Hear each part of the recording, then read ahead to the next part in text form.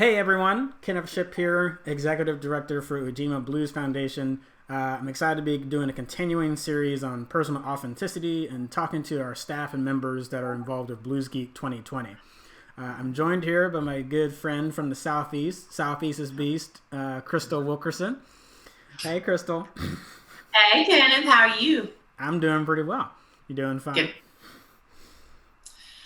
And then my name is Krystal Wilkerson. I use she, her pronouns, and I'm one of the instructors for BluesGeek this year. Adam and I have managed to be on staff for Mo Better and BluesGeek every year. So I'm at this point, you'd almost have like tenure. Yeah, I'm game for that. I currently live in Huntsville, Alabama, originally from Southern Ohio. And then I am super stoked to be doing these videos because I'm really excited about the idea of personal authenticity for BluesGeek this year. I think it's awesome to remind ourselves that we are badasses. Can I say that on? Yeah, that's fine. Shut up, carrots. Humans. That we're amazing humans, and that we need to celebrate how awesome we are, but then still always work towards improving. So we're gonna, in an effort to help people keep getting to know you, because we're gonna have hopefully like a lot of new people coming to experience the event for the first time, or just like people that do know you, like get to know you better. We're gonna ask you a few questions. Cool. So one, how did you get into dancing? When I was in grad school, I was looking for things to be active with, like a social community or just something fun to do. I had a friend, Jamie Potts. We would go out booty dancing, and then we did. It was a lot of fun. And then we started going to one of the restaurants had a Latin dance scene, and so we started doing some partner dancing with her boyfriend at the time was Martine. Him and his and his friends. We started learning like merengue and bachata and salsa from them, and then we started doing ballroom dance at Mississippi State because that's what they had there. And I met Adam there in the and then we just kept dancing together. So I started just to find something fun to do, and because I enjoy dancing. I've always enjoyed dancing, but I had never done partner dancing. So I'm gonna do a follow up to that. What about blues? So when did blues come into the picture? Yeah, so we did ballroom. Ballroom started leaning into Lindy Hop, and then because we were a part of the Indiana University swing dance scene up in Bloomington, and a lot of us decided to go to. I think was it Blues in the Night? It was a weekend, and Wynton Frank and Tim O'Neill was on the event, and we never really done blues dancing before, and so we did that workshop. We really enjoyed it, and then we hired Mike Legenthal and Ruel to teach a blues event on February 14th weekend. So it was like a Valentine's Day weekend at IU. And so between Tim O'Neill and Wynton Franks, and then Mike Legenthal and Ruel's two workshops, we were sold. Gotcha. So it's been hooked ever since. Yeah. And then traveling the world and teaching it everywhere. We're doing a lot of things. Doing a lot of things. Yeah. Cool. We're gonna bounce away from dancing for a sec. What's your favorite thing to do that's not dance related? Yay! Not dance related. I kind of enjoy dancing up the wall. No, I like climbing because that's how you got your guns. Yeah. No, I like climbing because like it's one of those where you can support each other to be better than you were yesterday, but you don't have to compare yourself to anyone else. You only can try and push yourself to be better than you were yesterday, solve problems. Has the physical and mental, like challenging yourself, which is super fun. So I enjoy rock climbing, and then I enjoy live music. So I go to a lot of concerts. And so is it a particular band that you go to these concerts? Huh? Yeah, I do. I think I'm at 46 10 years concerts now that I've attended. Um, so I enjoy rocking out. Right. With music, and actually one of my favorite things is the opener bands, if I'm not familiar with them. For dance related, I've started watching the different instruments, like the drums or the guitar or the bass, and I will dance to those particular instruments, and it's fun to watch the drummer do the thing and then make my body do the thing. So I get to dance at other concerts too. Very cool. Well, we'll stick with music for a second. So the question was, what have you read, watched, or listened to recently that you really loved or enjoyed or were affected by? And you said you had a Billie Holiday quote for us. Yeah, actually, so I got this from Julie Brown when we were talking about, we were doing some lesson planning for an event in Huntsville. And she just mentioned for one of my classes the quote of, if I'm going to sing like someone else, then I don't need to sing at all. And I thought it was really perfect for BluesGeek and also for these other events and me as a human, that to embrace who we are, embrace our voice, embrace how we present ourselves into the community and not try to be something that we're not. Which I thought was perfect. And a reminder that, like, be yourself. You're awesome. Yeah. Hitting us with those deep quotes early. Can't wait to see what happens in class. Cool. So then, okay. Yeah, I laughed when I saw it. I was like, of course. I was like, I don't know how this would be a superpower, but it's fine. So explain your ideal superpower to the world. Okay, so I wrote down that my superpower would be to be a bearer of joy and good fortune. So if I had a superpower, I would be like joy and inside out, or just in general, like if I just had like this little bundle of like hitting people with happiness and joy and like whatever fortune they would consider good fortune, just be like have some happy. That would be my honest superpower. The more logical one would be like teleportation, but that would be secondary, because if I can make people happy, then that would be. Why would teleportation be most logical for you? Travel. Oh, actually, sorry. That should have been duh. Yeah. Because then I can like snap my fingers and do dance practice with people in Chicago or in St. Louis, or like be like, I want to be in Rome, and then just like snap my fingers and be in Rome, and then not spend all the time traveling. And that would also be super cheap. It would make it to where we could go and dance with people, and we wouldn't have to pay for flight costs. Yeah. Yeah, that's a good one. I'm curious if anyone else will pick that one. But yeah, when you said bearer of joy and good fortune, I was like, yeah, that's like describing Krystal's character trait. So Heather, I was wearing a different shirt, and Heather was like, why are you wearing that shirt? You should be, but it's your values. And I was like, oh. So I went and changed, and I actively put on this shirt. Yeah. I was like, because she was like, you have to do per your values. And then I was like, okay, that's. Yeah. So we already talked a little bit about what you do when you're not dancing, but do you have a day job? You a full-time instructor, or what do you? My day job, I work in an outpatient clinic. I'm a dietitian, so I tell folks who are diabetic or chronic kidney disease or hypertension, hyperlipidemia, dysphagia, tube feeds, all those kinds of things, that like using food as medicine. So okay. Cool. Helping improve people's lives dietarily. Yeah. Cool. So it's a lot of like coaching people to make lifestyle changes for their diagnoses. Cool. Everyone probably already knows this, but I wanted like actual numbers to this. How many vegetables do you eat a day?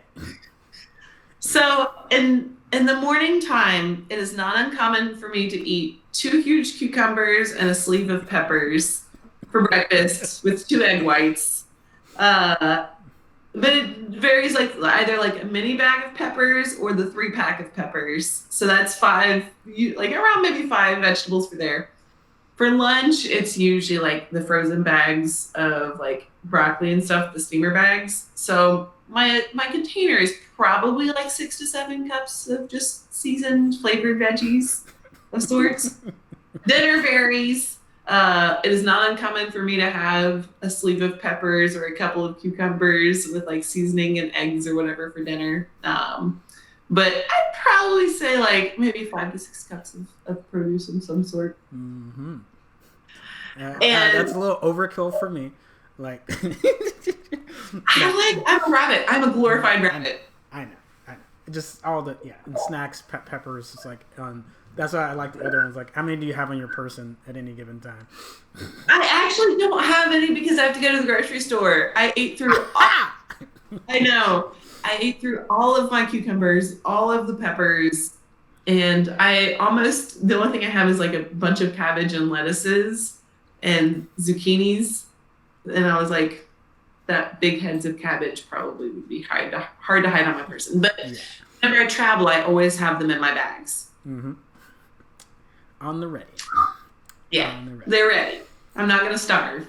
Gotcha. So this next one, I had two thoughts. I was curious which one you were going to pick. So you went with more like your compression or like how you feel in close embrace. So go ahead and talk to me about. So the question was, how did your signature hug start off?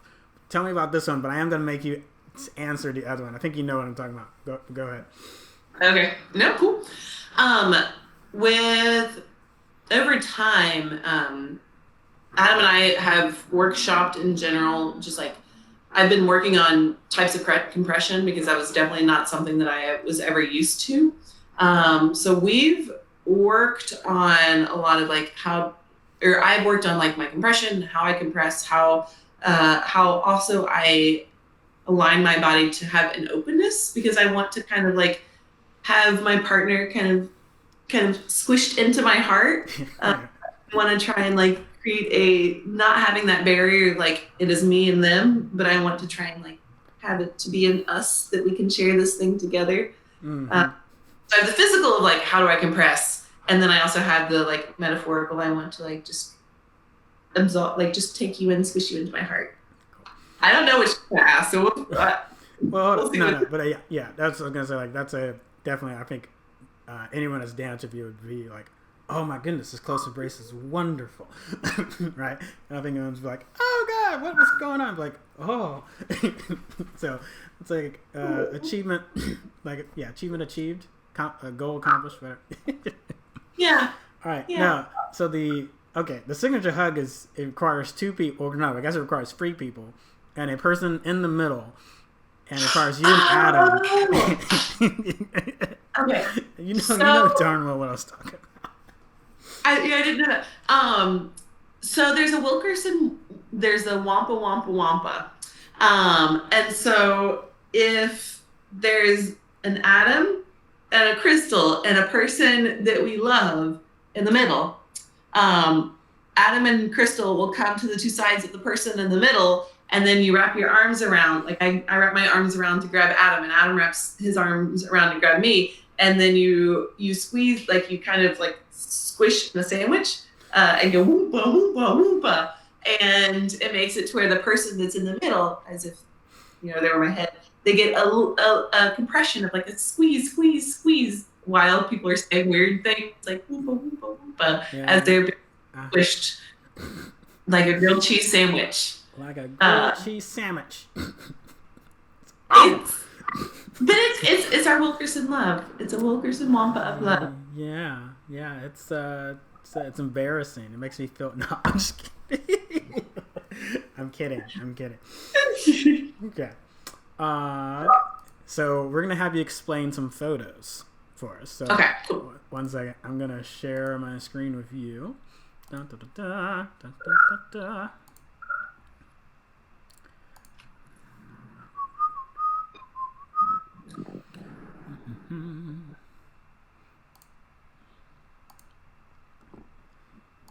Oh, geez. So can you... All right. You see that one? I do. I see that one. Okay. So tell me, what's going on here? Okay. So we call this our well, we lovingly call this our family photo. So we've got starting from the bottom, I guess. There is Dom. Dom, we lovingly stole from the roller skating rink here in Huntsville. And we got him addicted into partner dancing. And so Adam and I, we were his first blues dance instructors. And we spent a lot of time working with him, and the three of us kind of working together and workshopping, improving our dance and learning from each other. So we call Dom our blues kid, and we are his dance mom and dad. So Dom is our kid. Above that, you have Adam and I. And then we have above me is Mike and Dan Legenthal, and we consider Mike our dance mom. She is kind of shaped us not only as dancers in terms of we use her dancing as inspiration, but also her as a human. She's really done a lot to improve our thought processes on how we share ourselves with the world and how we can be a better human in this world and be more compassionate. And then just a life. She's got that motherly love. And then she can Damon to be her dance dad. And so she's learned a lot of what she knows about blues dancing from Damon. And so Damon is kind of like our dance granddad, which we've learned and studied underneath him, much like a grandpa. And so we've gotten a lot of what we know from dancing from him and from Mike. And then his spouse is Kelsey, and then Dan Legenthal is Mike's. So we also love and have learned a lot from the four of them. So it's our dance grandpa and dance kiddo. Yeah. But I think it's really cool though, seeing lineage like that. Yeah. We've been very honored and very blessed to have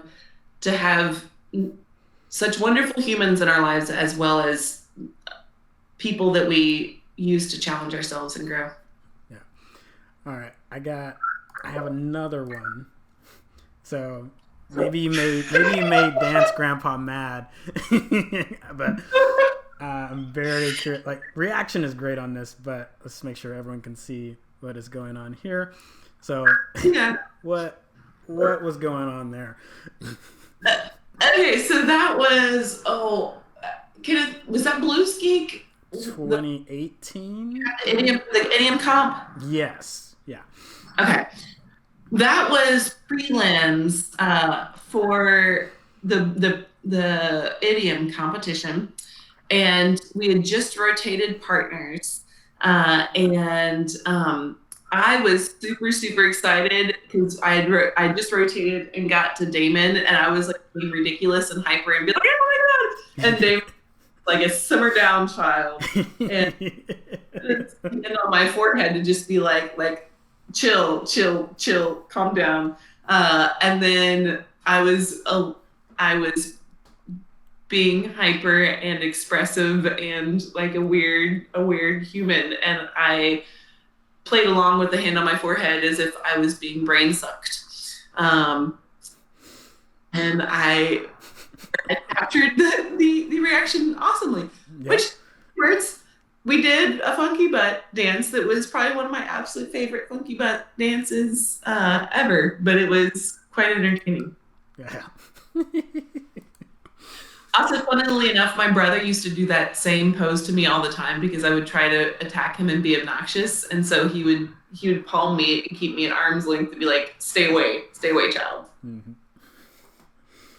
So yeah, I'm annoying, Grandpa. Mm-hmm. But that's also authentically you. But yes. And I've been doing that since I was little. I'm going to read a map. I think that's a great transition. We'll see if I become a master of transitions after all these interviews, or maybe not. That makes me want to, let's talk about the event theme for the year. So as an instructor and as a dancer, what does personal authenticity mean for you, or what does it mean to you? So personal authenticity, I feel like there's different skins or personas of ourselves that we take on in life. We might behave a certain way, we might do certain things, say certain things, have certain actions that feel right. They fit well, we feel good in them, they make us feel happy about what we're putting out there in the world. And sometimes the way you dance or the way that you react or the movement choices you make to certain music just feels right. It feels good. It makes you feel like that is exactly what your heart wants to do. So I like the idea of like the personal authenticity is finding how do you behave, how do you dance, how do you shape yourself, how do you express yourself that feels good in your soul, that feels like it clicks and it's right. Um, and what feels icky, what makes you feel like this is not congruent to what my personal values are. And I feel like even with what feels good, you can always still challenge yourself to be a better version of yourself. Yeah. But I think what is me, and how can I always continue to improve myself? I like that the geek value of like finding out what is me, and then how can I make it to where I can always be a better version of me, and not try and be a better version of Kenneth, because I will never be a Kenneth. But how can I be a better version of a Krystal? Yeah. Awesome. Sorry, I really like that answer. I think that's fantastic.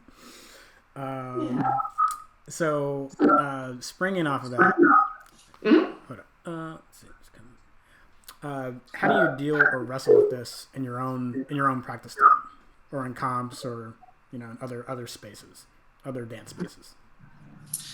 For my own dance practice and my own dancing, one of my own like authentic values that feels good to me is the idea of being silly, goofy, sassy, expressive, and that there's no wrong answer, because the moment that I feel like things are right and wrong, I always feel like I'm doing the wrong thing. But if I tell myself that I'm like, we're going to have fun, we're going to be goofy, we're going to do the things, we're going to have all the emotions, we're going to have all of the, like, there's no wrong answer, we're just going to, like, this is just for like expression and fun, it always works out better for me. So for practice time, I like when we're working on things and we'll often just play and have no boxes, and we find really cool things when we throw the rule book out for a little bit. Yeah. And feel like there's anything wrong. And for competitions, this was a really hard journey for me. Is comps, a lot of times I would try and be other people, or I would almost put a caricature of myself out there, and I would watch comps and be like, that's not me. That's like this weird zombie human that was trying to like that's not what the values or the human or the dancing that is me. So I've been working on making it to where the person that is in the video is closely aligned with the human that I am, and then my thoughts and movements and dance choices flow through my body like a river, and not have these bottlenecks of like okay, we're just gonna do this weird wonky funky thing because you don't know what's going on. Yeah, that caricature comment really stuck out to me. I feel like I tackled or wrestled with that in a different way, but like, yeah, like looking at yourself and like, that's not, like, I don't know who I put on, or what I was wearing in that space, or what mask I put on, but that was not me. Yeah. I have definitely found when I fake it, or I try to fake it, I am very transparent, or so I have been told. So I've got to figure out a way to be like, you just can't fake it. You just got to just do it. Yeah. It's like, leave it all out there. Put it all out there. Yeah. So we'll start wrapping up. But I want to get, I've been asking everyone this, I've been asking everybody a lot of things, all the same thing, but what's one thing, like, if you could build like a bullet sentence, like, what do you want people to walk away with from the weekend? I think some goals would be that we have accurate self-evaluation, so knowing where you are in your dancing at that moment. Have a plan for self-growth, like, okay, this is where I am, and these are steps that I can actively take to improve where I am currently. And then also knowing how amazing you are as a human and as a dancer, and knowing that, like, where I am, I'm pretty awesome. I'm pretty awesome. Like this, and it's awesome for me to be me and not try and be someone else. So be you, but how do you make it to where you still always grow? Yeah. And how to grow. Awesome. I'm probably going to regret this question, or sorry, allow you to have an opportunity to pitch this. You get one pitch to get everyone in the blues scene to move to Huntsville. Why should they do it? And go. We have rockets and geese. No, seriously though, I love the practice culture that we have in Huntsville, and we have a lot of really nerdy people that just want to like geek out on things and work on progressing and be like, we have a lot of people that are really willing to put in a lot of work. And we don't hardly ever have snow. Yeah. We are warm. We have lots of warm weather. Warmish right now. Okay. Well, yeah. All right, but you got me on the snow. You got me on the snow thing. No snow, hardly ever any ice. Our winter is usually 40 to 50 degrees. And we're here. I know you're there. You're down to Huntsville. Yeah. If you hadn't picked up yet, folks, the running joke is that Krystal tries to get everyone to move to Huntsville, particularly trying to get me back to the South as well. So, which I'm not opposed to. Yeah. Okay. Last thing, we've been asking everyone to submit a song. There's going to be like for our yearly or for the event playlist. So just doesn't have to be on personal authenticity. Like that's not a requirement. Just like your favorite song or something that you've really been grooving on recently. We end up adding it to a list that everyone can listen to before the event. So, what was your choice? What did you end up picking? I ended up selecting St. James Infirmary by Louis Armstrong. I do not like fast music, and Louis, the version that I do is real fast, high energy, makes like I'm hyper enough. I don't need something that like makes it just expand so much more. No, in dancing, I really like the slow, drawn out horns and emotions, and the feel of this particular version of St. James Infirmary. But the more entertaining part is that it's experiment. There was one year that for the experiment, we do a Saturday selection. So we put in a song that we want to do. And unknowingly, Adam and I both put St. James Infirmary as our Saturday selection song. So I find it super entertaining that that we both picked it. And then also we ended up dancing to that as, I think it was for a Blues Muse instructor demo, and I just really enjoy the drawn out horns, and I love Louis Armstrong. He's amazing. Well, naturally, it's like you have good taste. Yeah. And also, it might be really weird to put like a hard rock song on the list with a bunch of blues songs. Yeah, that'd be a little. No, it was. I specifically said blues. Favorite blues song. It wasn't just any song. Although that would be an interesting twist. That'd be kind of curious. Like, what does everyone else? I might end up asking folks for that anyway. Okay, we'll see. Okay. All right. I'm gonna let you go. One thing though, talk to me about where can people register? When is registration open? So registration opens on February the 17th. And you can go to the BluesGeek website to go do that thing. So give the things, give us your information, and go do the thing. Yeah. February 17th. 17th. Yeah. 17th. All right. We have been talking with Krystal Wilkerson, one of your BluesGeek instructors. Her and Adam and the rest of the team are going to do a fantastic job doing it. Oh, now you're getting on properly. Yeah. Okay. All right. All right. That's gonna be last. That's gonna be the screenshot of the video, just so you know. Yeah. You didn't. Oh, it got better. It got better. Thanks for your time. All right. I'll talk to you later. Hey, bye. Yeah.